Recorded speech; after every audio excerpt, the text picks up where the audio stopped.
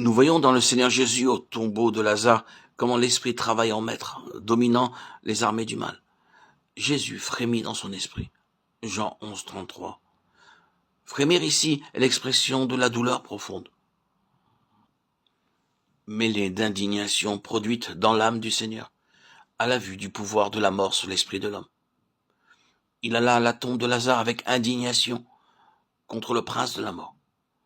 Et cette indignation de son esprit éclata avec force et puissance, quand il s'écria triomphant de toutes les puissances du mal. Lazare, sors. Si votre esprit a été vraiment libéré des liens de l'âme et uni au Seigneur, et si vous connaissez la vie dans l'esprit, vous comprendrez dans quelle attitude Jésus s'approcha de ce tombeau. Car c'est la même indignation du Saint-Esprit dans votre esprit qui vous donne la victoire sur les puissances des ténèbres. Il y a quelque chose dans votre esprit à l'instant où vous percevez l'œuvre du diable qui éclate, avec une indignation qui ne vient ni de votre chair, ni de votre intelligence, ni de votre vie de l'âme. Mais c'est l'autorité du Saint-Esprit dans votre esprit qui jaillit de vous en une étincelle de puissance divine. Vous ne pouvez pas travailler efficacement à délivrer les âmes sans cette indignation qui jaillit de votre esprit. Car c'est l'action de Dieu au-dedans de vous. Et ceci ne devient possible en vous que quand Dieu, le Saint-Esprit, a revêtu votre esprit de son revêtement divin. Alors, un certain mouvement profond se produira au centre même de votre être, éclatera dès que vous verrez l'œuvre du diable s'opposer à vous. Une grande puissance n'est pas toujours une grande influence, mais c'est quelque chose qui se ressent et qui dit en nous, avec une autorité tranquille, ceci est l'œuvre de Satan. Aussitôt que vous ressentez cela, vous lui résistez dans votre esprit par la puissance de Dieu. Telle est la vie de victoire à laquelle Dieu veut nous amener. C'est ainsi que nous pouvons voir la nécessité de la croix de la parole de Dieu, laquelle aussi opère en nous qui croyons. 1 Thessaloniciens 2,13. D'un côté, nous regardons au calvaire comme étant la base de toute l'œuvre de Dieu en nous. Et de l'autre côté, nous voyons comment la parole de Dieu doit agir continuellement en nous. Voulez-vous laisser la parole de Dieu pénétrer en vous jusqu'à la division de l'âme et de l'esprit?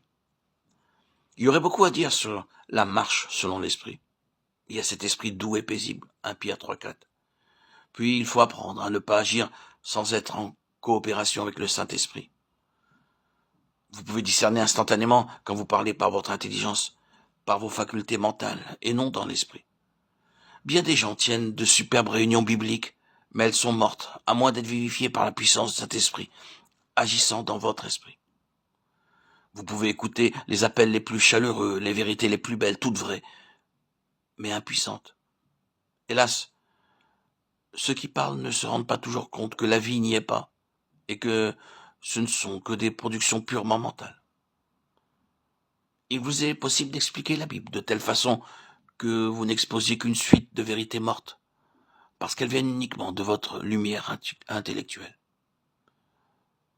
Si au contraire ces vérités viennent par votre esprit, à travers vos facultés mentales qui ont été épurées et vivifiées, alors il y a la lumière et la vie. Mais si elles viennent uniquement de votre intelligence, sans passer par la lumière de votre esprit, elles sont inutiles et ne serviront pas à nourrir ceux qui les attendent ardemment. Enfin, en terminant, rappelez-vous que ce n'est que par l'expérience personnelle que vous réaliserez la vérité. Car les théories sont vaines, quelque vraies qu'elles puissent être. Vous connaîtrez la puissance d'un texte en l'éprouvant, en le vivant.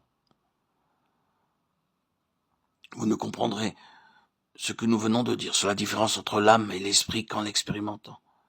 Et en demandant au Saint-Esprit de vous faire reconnaître et discerner ce qui vient de l'un et de l'autre. Qu'il daigne nous conduire jusqu'au plus haut degré de cette vie de plénitude, selon l'Esprit, à laquelle nous pouvons atteindre.